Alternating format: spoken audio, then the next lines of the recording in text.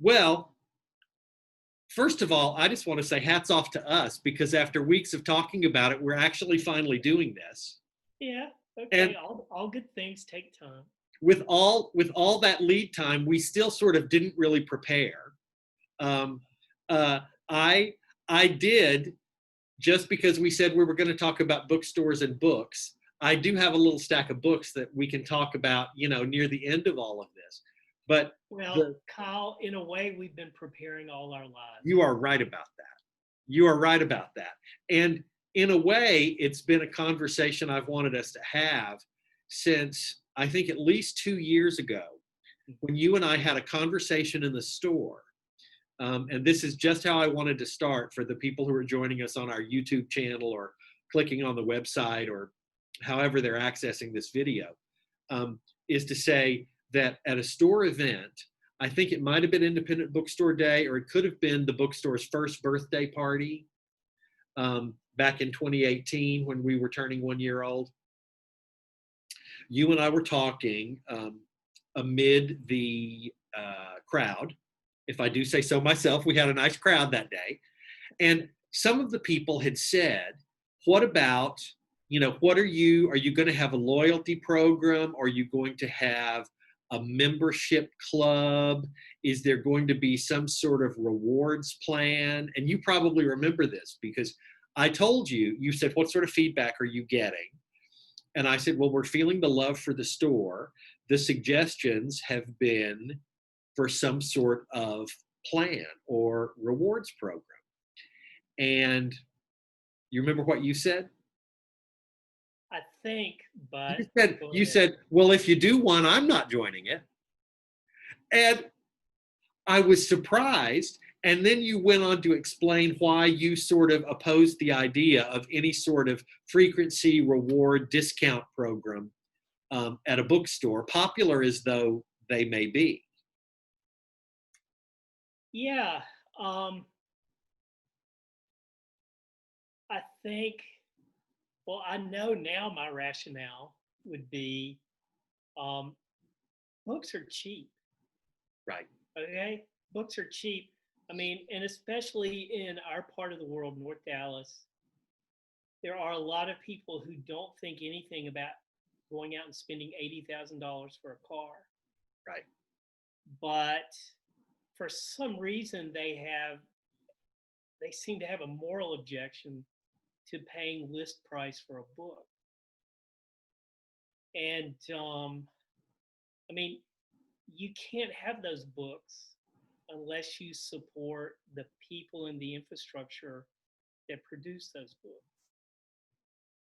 And it's not a game.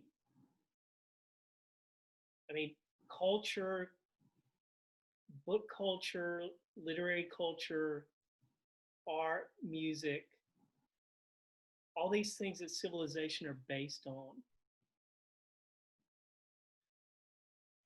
they can be for decoration and they can be for entertainment, but it's much more serious than that. They're the basis of everything that allows us to develop the best of our humanity. And I mean, if we don't have culture in the deepest sense of the word, and I'm not talking about people sitting around in ascots, Right. Right. drinking white wine. I'm talking about the kinds of things that sustain us, that give us, some measure of answers and guidance in our lives. Um, I mean, it's the most important thing there is.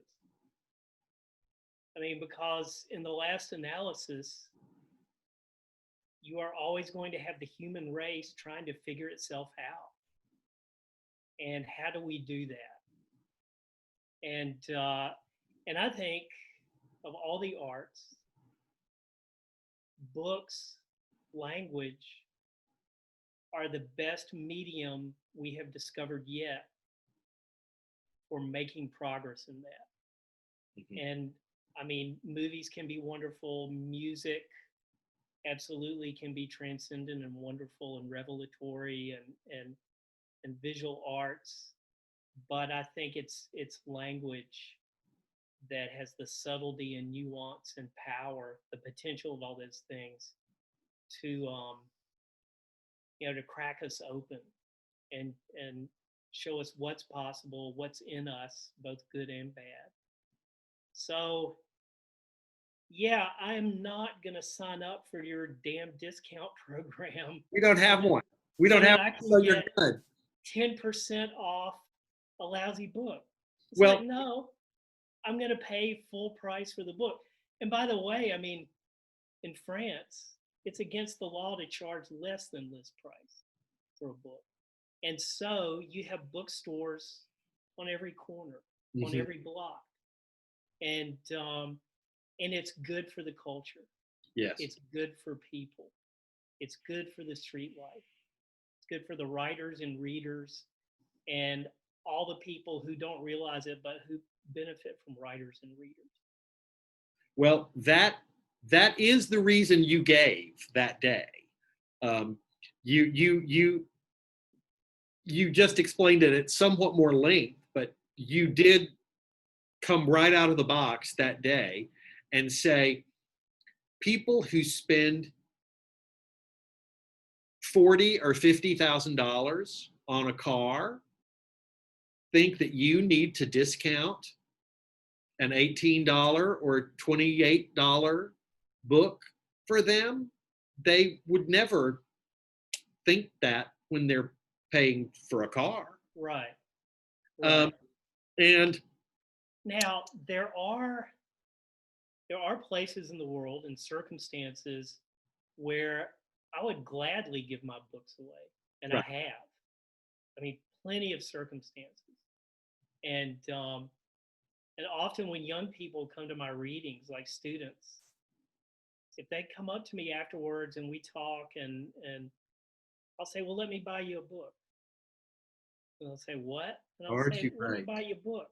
I'll buy you my book or another book, but let me just buy you a book." Because I think it's important. It's important to me that you came out tonight, and I appreciate it. And it's like, if readers aren't going to look out for one another, who else is? Right, right. That's what a great gesture. Well, we may yet come up with some sort of plan. I mean, everybody wants some sort of plan where a bookstore's best customers can feel like members, get some sort of reward or something.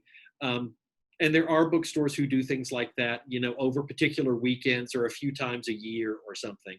But I think we all have seen businesses, not just bookstores, but um, uh, places that sold consumer goods. I was going to say records, but the young people would say, "What do you mean records? CDs? What do you mean CDs?"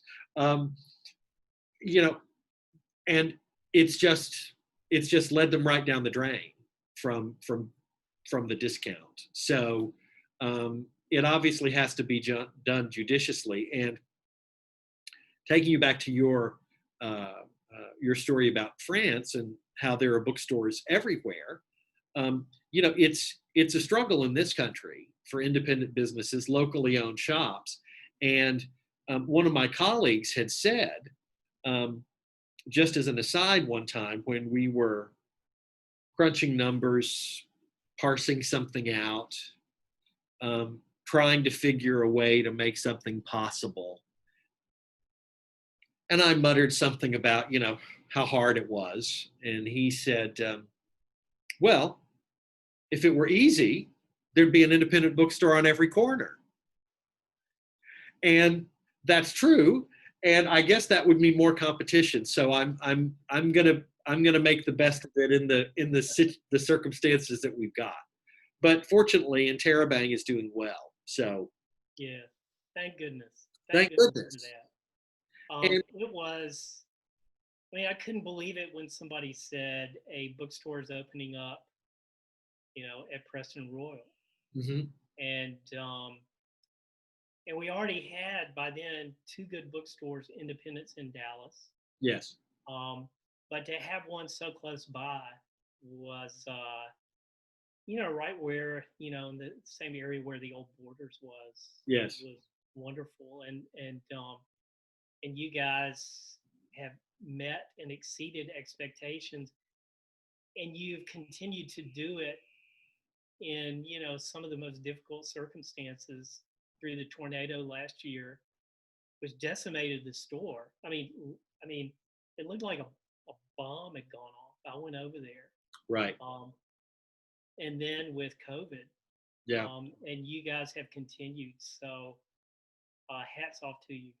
Well, yeah, I was going to say, some people may hear Preston Royal and think, what? Preston Royal, the store's on Lover's Lane, because now we have a new following, even though we're only 2 or 3 miles away Right. from the original store. There are customers who love us now who don't have any history with that old store that literally was leveled by the tornado. You saw it, matchsticks is what was left after Yeah. that. Yeah. And it was sad to have to relocate from that location, because it had always been a sweet spot for book selling in Dallas, from that Borders that was one of the best performing in the chain when the chain existed. And I remember when I came to Dallas to go to college, early to mid 1980s, cat a corner from that, in the northwest corner, was a wonderful independent called House of Books. I don't know if you lived in town when that was there, but that was a marvelous store. And unfortunately, what I remember is discovering it when they announced they're going out of business sale. But Yeah. um, Yeah. they had been beloved for a while too. So I do think that neighborhood has always supported bookstores, and we were apprehensive about having to hurriedly relocate, um, because staying in the location, there was no option. The intersection closed in every quadrant. Right.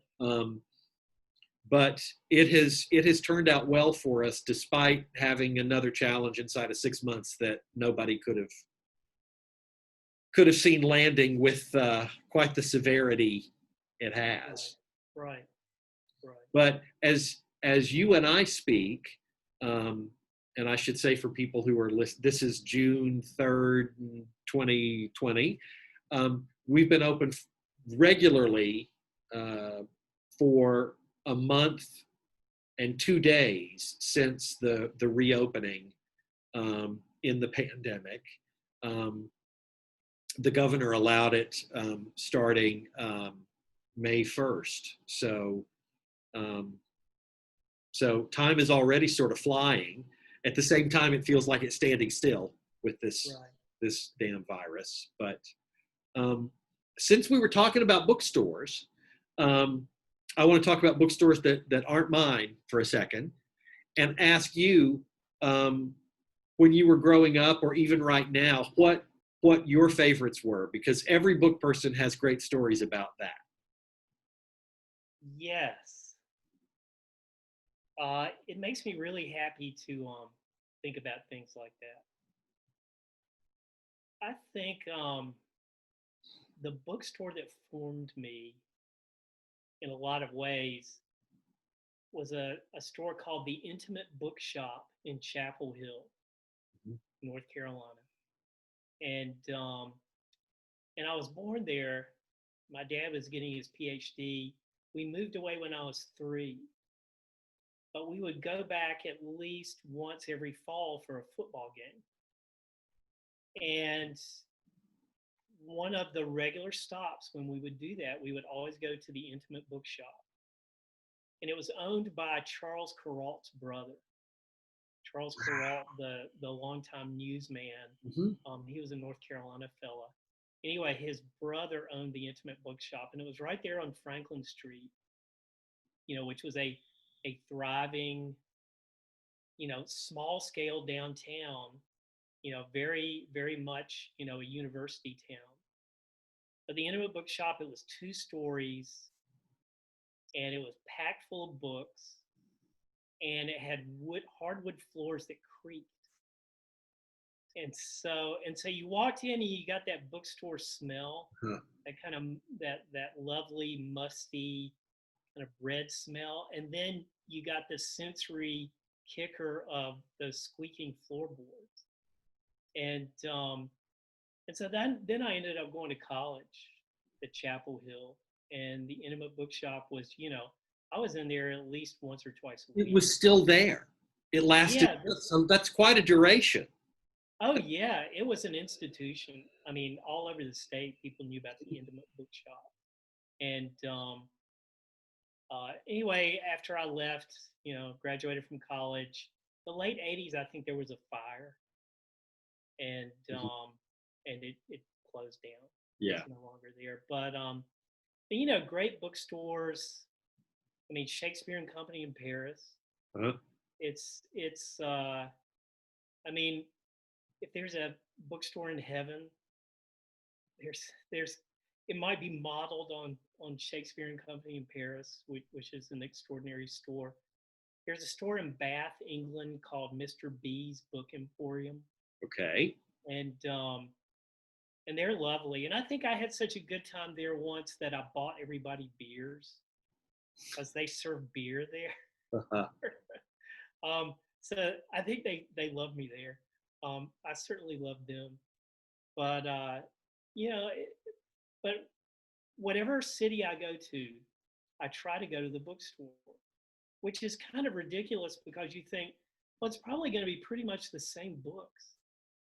But actually, no, It isn't. there's Yeah, it's not. not. If it's an independent bookstore, Mhm. like if you go to City Lights in San Francisco, another great bookstore, you'll see all kinds of books that you had no idea existed, but they're important. They're important books. They could be about subjects you didn't know existed, Yes. but they seem essential. And so I think the sign of a good bookstore is when you walk in and pretty quickly you see 5 or 10 books that you have to have that you didn't know existed. It, especially in a store like City Lights, even though those books could be found at other places, what you're getting at is that they're not. You you don't see them other places. And as Lori Feathers, our book buyer, whom you know, of course, has said, sometimes people seem to have the wrong impression that the bookstores made the books in the back. That the books that they're making the books back there because they'll say, "Are you sure you don't have another copy? Can't you go back and get me another one?" And it's true that often people just feel like the book has been made by the store. And in a store like City Lights or a really good independent with that sort of strong point of view, it especially feels that way because it feels like the books could not come from anyplace else. Right. I mean, there is, I mean, a lot of life is still showing up, as Woody Allen said. But even in the era of quote virtual reality, which is a pretty piss poor form of reality as far as I'm concerned, um, I mean, there is a great deal of experience still depends on physically being there. And so I walk into City Lights or I walk into Interabang or I walk into Shakespeare and Company, um, and I see the books. The books are there, and I don't have to buy them. I mean, I can pick it up, I can look through it, and you can do a lot of that online, blah blah blah. But you know, Yeah. there's also, I mean, we are sensory creatures, right? I mean, we are very much creatures of our five senses, and so much. There are so many layers to experience, and I think just physical life is a big part of who we are. And if we rely too much on quote virtual reality, we're cheating ourselves out of a lot of experience. Out of reality. Yeah. Mm-hmm. Well, and before we move on from that, I have to say, it was not lost on me that you mentioned Interabang in the same breath as Shakespeare and Company and City Lights. So thanks a whole lot for that.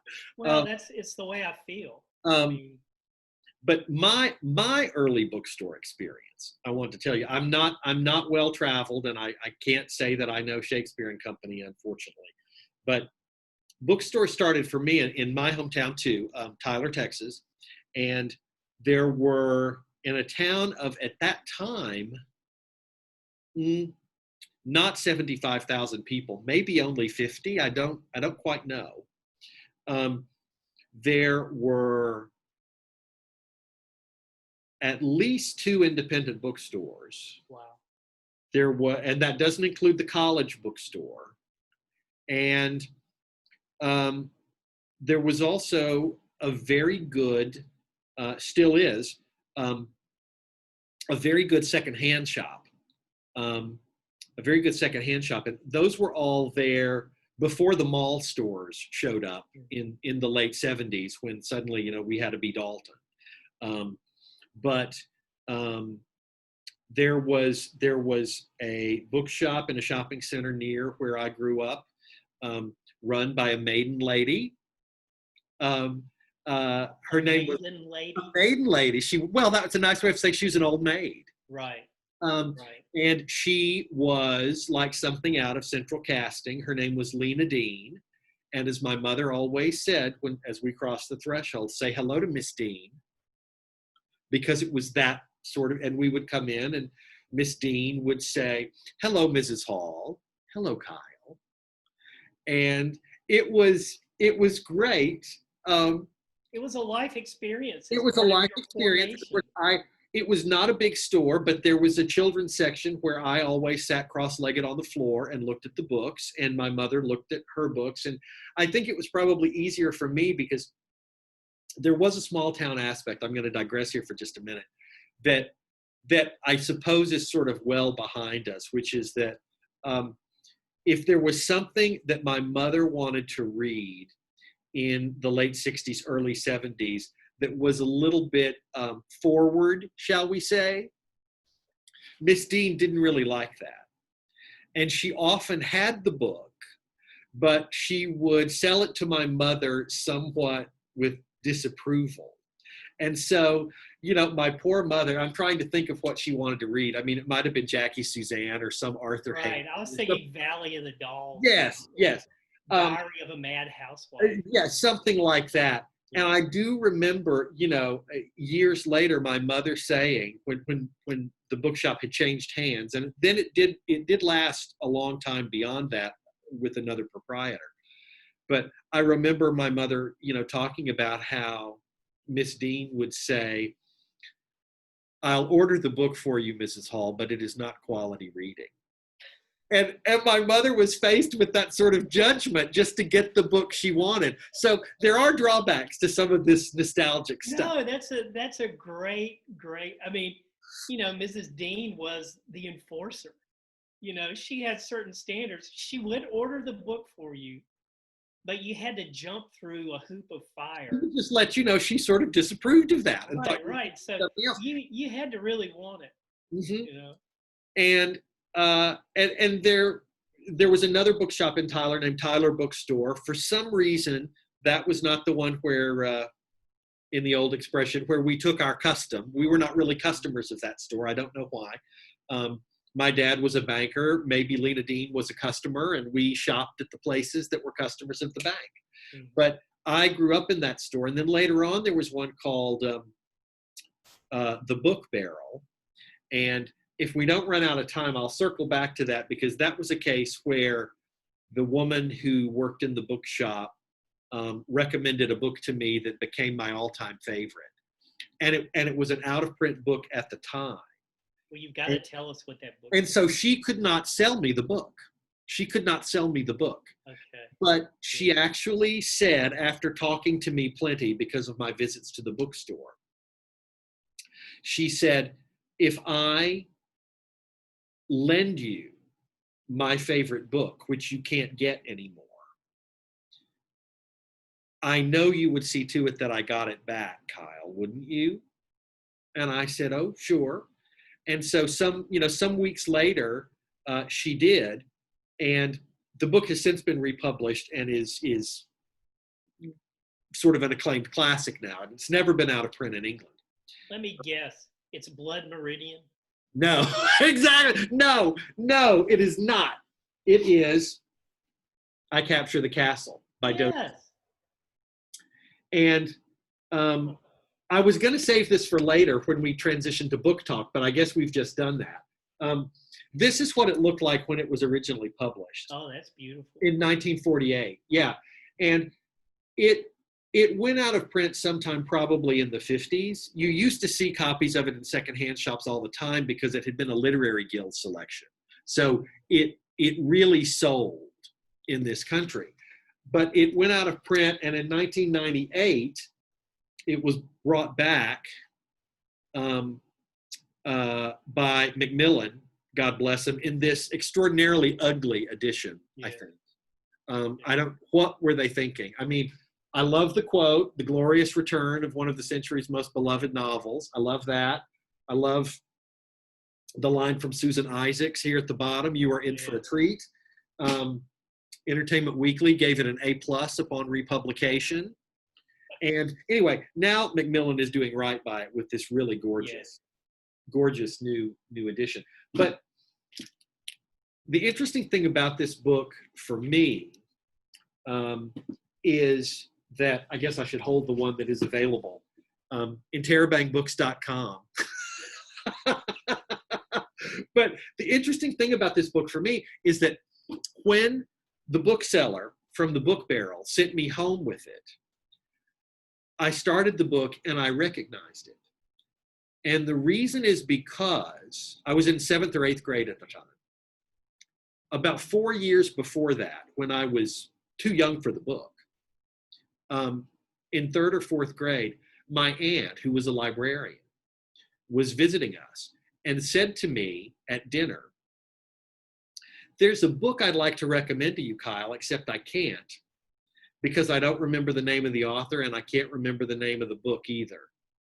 But the first line of the book is, I write this sitting in the kitchen sink."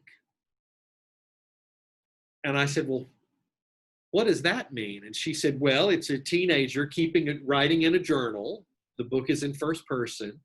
And she's sitting on the drain board with her feet in the sink. And that's how the book begins. And it's just the sort of book that I think you would really like or like later on. And I hope I can think of the name of it," she said, "because I just know you would love it." So all these years later, well, I guess 3 or 4 years later isn't all those, but the bookseller recommended it. I started reading it and I said to my parents, "This is the book Auntie Mimi had recommended to me." And they didn't remember any of that, although they had been there for the conversation, but I did.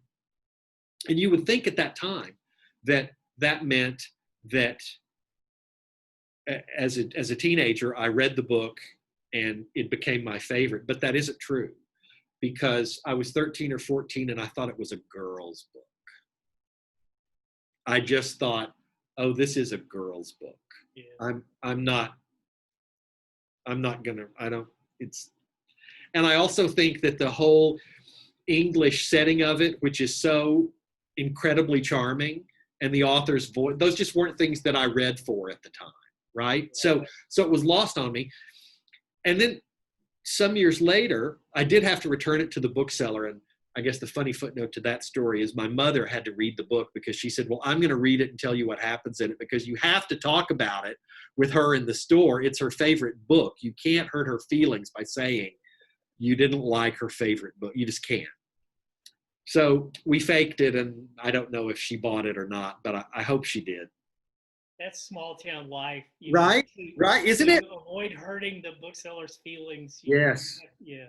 Well, and then some years later at a book fair in town, I wouldn't have remembered probably the title of the book or the author, except my eyes traveled across the screen at the shelf at the book fair, and there it was, and it was 25 cents.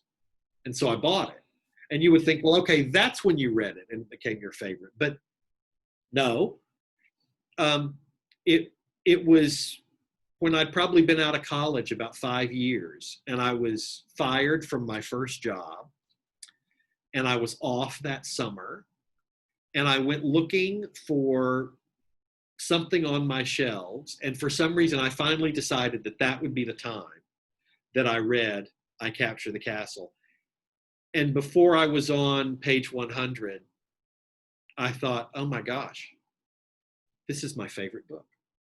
This, I didn't know how it was going to end. I thought, this is my book. And I thought about all of those trusted people who sort of knew that and who told me so. And the multiple times that book jumped in front of me and I didn't read it until finally I did, and everything clicked. So, and my footnote to that is I found a copy like this one, and I gave it to a friend of ours who used to teach at SMU 2 years ago when he moved to New York. Yeah. And, you know, to recommend a book to him is a little bit daunting.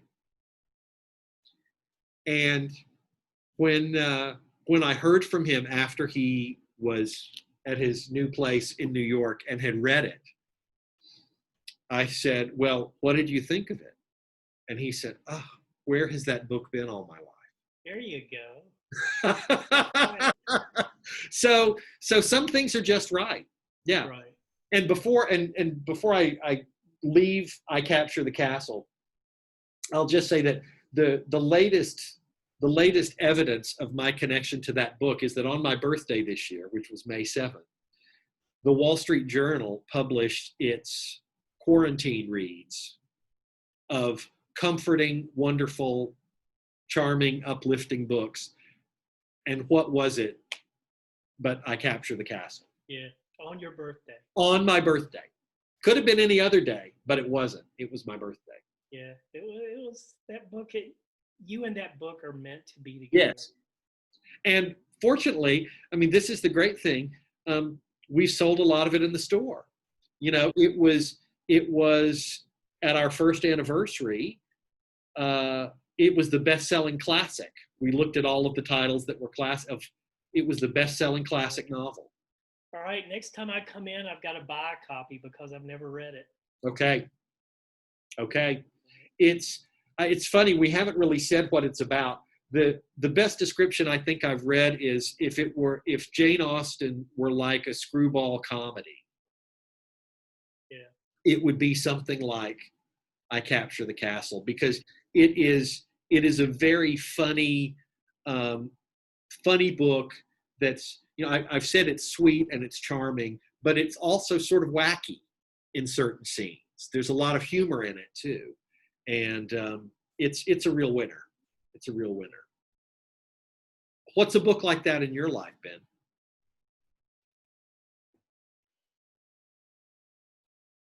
Anything track you down over the decades before you finally gave it a crack? Well, War and Peace is still following me around. Right. I haven't made it to that yet. Yeah. You know, people have asked me, what are you reading, you know, during COVID? And I have to say, most of the reading I'm doing is pretty specialized esoteric stuff as background or direct research for the novel I'm working on. Mm-hmm. But you don't have to be actively reading a book to be taking comfort from it, Right. or guidance from it, or to enjoy it. I mean, just the pure pleasure of the story. And so I find myself thinking about big novels that I lost myself in, Mm-hmm. and like Little Big Man by Thomas Berger, which I think is one of the top 5 American novels. Okay. Of all time. It's an extraordinary book. A Soldier of the Great War by Mark Helprin. It's a massive book, and it's one of those books where you disappear. You know, for hours at a time, you disappear into it. Let's see, Madison Smart Bell's Haiti trilogy, All Souls Rising, the first one in that, the first book in that trilogy. That's a wonderful, you know, story. So let's see, Lonesome Dove Yes. is that's an extraordinary reading experience, and I'll still go back and read out of that book sometimes, just to read a couple of chapters, and but even if I'm not reading it, I can think about it and take pleasure from it. And the Mountains and Plains Independent Booksellers Association is coordinating a summer reading of that book Yeah, this summer. yeah, yeah. Um, Lonesome Dove. Well, also Texas Monthly. However many chapters there are in Lonesome Dove, they have reached out to a bunch of Texas writers, and each one of us is going to make a videotape of ourselves reading an assigned chapter, and then they're going to put them all together. And so I have chapter 92. That's my assignment. when's that project happening? Is it? We're making the tapes right now and sending them in, and I'll let you know when everything is mashed together. And yeah, isn't that a great idea? That's great. Yeah. And by the way, today is Larry McMurtry's birthday. Birthday. Yeah, 84 years old. Wow. I'm thinking about that book, Lonesome Dove, and he has famously said, I wrote that book because I didn't want to write the archetypal Western. I wanted to write an anti-Western, a novel about the true West, with all the terrible things in it. And he did that, and yet it ended up being, the archetype of archetypes. I think he was sneakily, writing that classic Western. He was subverting himself. He couldn't help himself in a way. And I think it's a great American novel. Yeah. It's got all the archetypal things, but it goes several layers deeper, several steps beyond that. And but I think ultimately Larry McMurtry got to have his cake and eat it too. I feel that way about Horseman Pass By too. Yeah. I mean, that's another one where it's like it's undercutting something, and yet it's a perfect example of that. Yes, exactly. Yeah. Yeah. Quite a stunt. Well, I wanted to ask you, have you read this one? My Dark No. Vanessa? By who? Elizabeth? Her name is Kate Elizabeth Russell. Okay. This is No, I haven't. okay. Well, I mention it because I really liked it, but it's also an example of one of those very buzzy books that got a lot of attention. Echoes of Lolita, Nabokov. That's My Dark Vanessa, and I thought what could have seemed like a stunt here really paid off. I thought it was a really good book. Yeah. So I recommend that one to you too.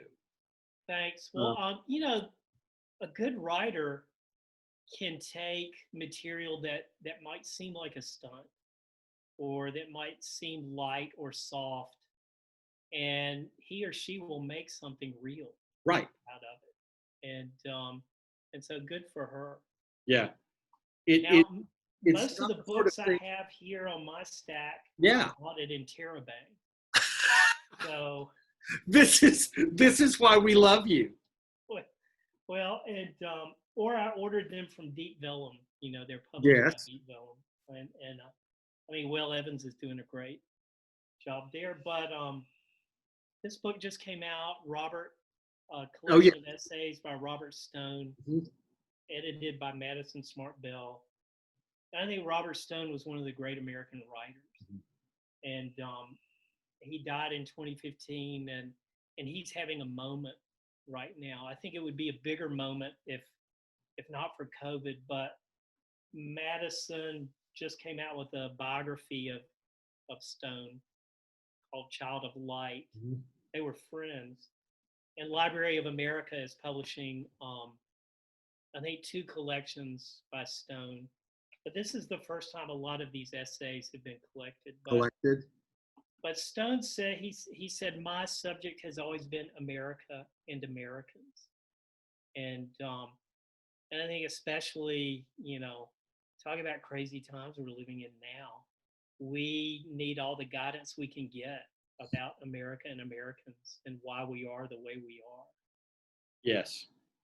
Well, that allows me to recommend this book by a certain Ben Fountain, Thank you. which, gee, how lovely it would be if this did not feel like a book of the moment. Well, But it doesn't. it feels very much like a book of the moment again. Well, I appreciate that. I mean, it came out 2 years ago. Most of it centers on 2016, but it doesn't seem less relevant than it was when it came out. And the final chapter in that book is called A Familiar Spirit. And it wasn't one of the pieces that came out in The Guardian. I wrote it especially for the book, but it's about the legacy of white supremacy, the living legacy of white supremacy in America, the origins of policing in America, and how that was intimately tied to slavery, and how all that is playing out in the daily life of the country, and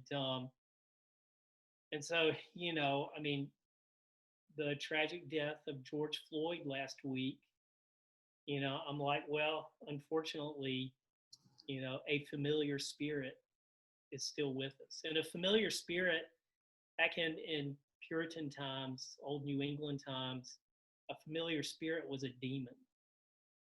And that's the great demon of America, is slavery. And it not only is it very much with us, it seems like one of the two or three dominant forces in the life of the country now. And when has it not ever Right. been?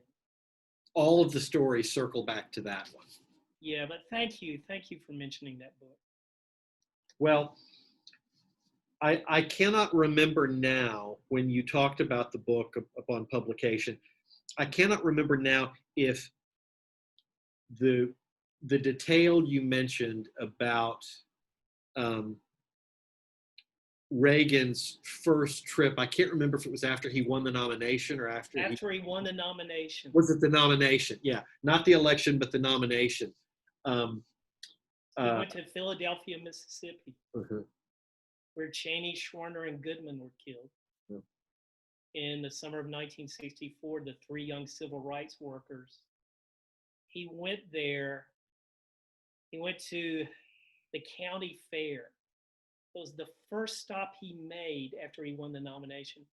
When you could have gone anywhere. When you could have gone anywhere. He went to a tiny town in a state with 7 electoral votes that he was going to win anyway. But he went to this town, and Cheney, Schwerner, and Goodman had been found in the Burridge Dam, which was about 5 miles from where Reagan spoke.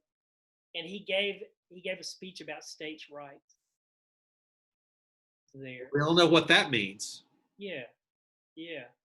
So anyway, thanks for remembering that. Of course. Well, what else is on your stack to read this summer? Ooh, let's see. Or recently read. I'm always interested in recent reads. Well, this is the to read stack. This is a book I ordered from you guys. Hurricane Season. I read an excerpt in Harper's Magazine, and it's a novel by a young Mexican lady, and it knocked my socks off. Called Hurricane Season by Fernanda Melchor. And let's see, another one, my friend Anna Bodkin recommended A Tall History of Sugar by a Jamaican writer who lives in New York. Okay. Cordella Forbes. Another book I ordered and received from Interabang. Gorgeous book. Let's see, and then here's a book, right? You talk about going into a bookstore and you find a book you didn't know existed, but it seems so perfect. And a year and a half ago, I went to Interabang to get my wife the Ron Chernow biography of Grant. So there it is, so I get it. Right beside it is this extraordinary book called The Annotated Oh, yes. Memoirs of Grant. And Grant's memoirs is a classic of American prose. Yes. It's extraordinary writing by, a very gifted writer who also happened to be, Yes. head of all the Who did union it, right? forces and a two-term president. But Elizabeth Samet, who has a Dallas connection, she won the Height Prize given by the Dallas Institute of Humanities some years ago. She's a professor at West Point. She teaches English. But this annotated memoir, it's like you can see how thick it is. Basically, Grant's memoirs are here, but it's full of background illustrations, period, literature and news accounts to flesh out Grant's memoirs. Lots of gorgeous illustrations. It's just a beautiful book. Well, and see, I love annotated editions that provide context like that. And so often you try to sell someone, they'll come in interested in a book. They'll sometimes know the book or the subject. And we will try to sell an annotated edition, and they resist that. They think that's too far down the rabbit hole, or I just want to read the book. And I always think, no, you don't understand. This will make it easier or better to read the book. Yeah. This is giving you the setting for the book, since you don't know, and they're usually coming in. I'm talking about people who have trepidation about what feels like an assignment to them. And I always want to say, you want the annotated edition because that's going to explain to you why this book is worth reading. Yeah. It's going to really make the case for this book. And it's a tough sell. It's I would put it in these terms. The pleasure you're going to get from the book itself is going to be amplified by 20, 30, 40% by reading the annotated version. It's and you don't have to read the annotations. Right. You don't. Read what you want. You can skip through those, but Elizabeth Samet with the annotated memoirs of Ulysses Grant, it's just, I have it out on the dining room table. And I haven't read it straight through, I confess. But I'll pick it up and I'll read in it. Yes. And it's like a storybook, the best kind of adult storybook. Anyway, it's a lovely book. So I thank Interabang. I love what you just said about you haven't read the whole thing, but you've read in it. I wish everybody felt free to do that, in the same way that people should feel free not to finish something that doesn't grab them. Right. Because life's too short if you don't like it. It really is too short. Yeah. There's too many other books out there. Right. And one of them could be I Capture the Castle, or the annotated memoirs of Ulysses S. Grant. Well, Ezra Pound said you can't read everything, and that was a man who read just about everything. And so we do have to give ourselves a break. Well, we can't read everything, even though we want to. But then Borges said, maybe heaven is like a library, and we'll have unlimited time to read. And I would add to that, maybe also you can eat all you want and drink all you want and not get fat and not have hangovers. Well, that would be a nice version of heaven too. In addition to just needing time to make room for other books, I'm a big rereader, and I reread my favorites with some regularity. Mm-hmm. So I really can't afford to waste any time bogged down in something that doesn't speak to me, because there are other books that I want to pick back up. Yeah. And sometimes yes, I think is the one who said that any book worth reading when you're 10 years old is worth reading when you're 50 years old. And I think that's really true of the great works for children. Yeah. The ones that we keep passing down and pressing into the hands of Right. Yes. are really rewarding reading for adults. Yes. My Absolutely. my vote for great American novel is Charlotte's Web. Huh. You know, it is a wonderful book. Yes. And the end of it is so sweet and so sad. Yes. I mean, Charlotte dies. Yes. I mean, but generations come Life after. goes on. I mean, but the truth of her passing is, I mean, it's the ultimate truth. And it is by no means glossed over in that Well, book. and there are other sadnesses too. There is a sentence about how Fern's father, the girl's father, took care of Wilbur the pig for the rest of his days. I remember that he took care of Wilbur for the rest of his days.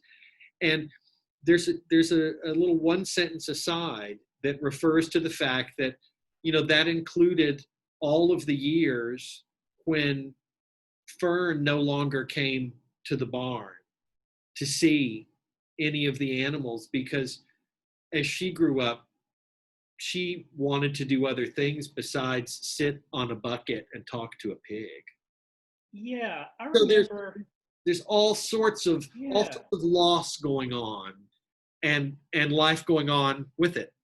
Well, I remember reading it as a kid and my memory of the emotion was being gutted. That's how I would put it now. Just being really sad and moved, but not in a bad way. Just No, it it's was beautiful. It's I beautiful felt stuff. like I'd been through something. It's beautiful stuff.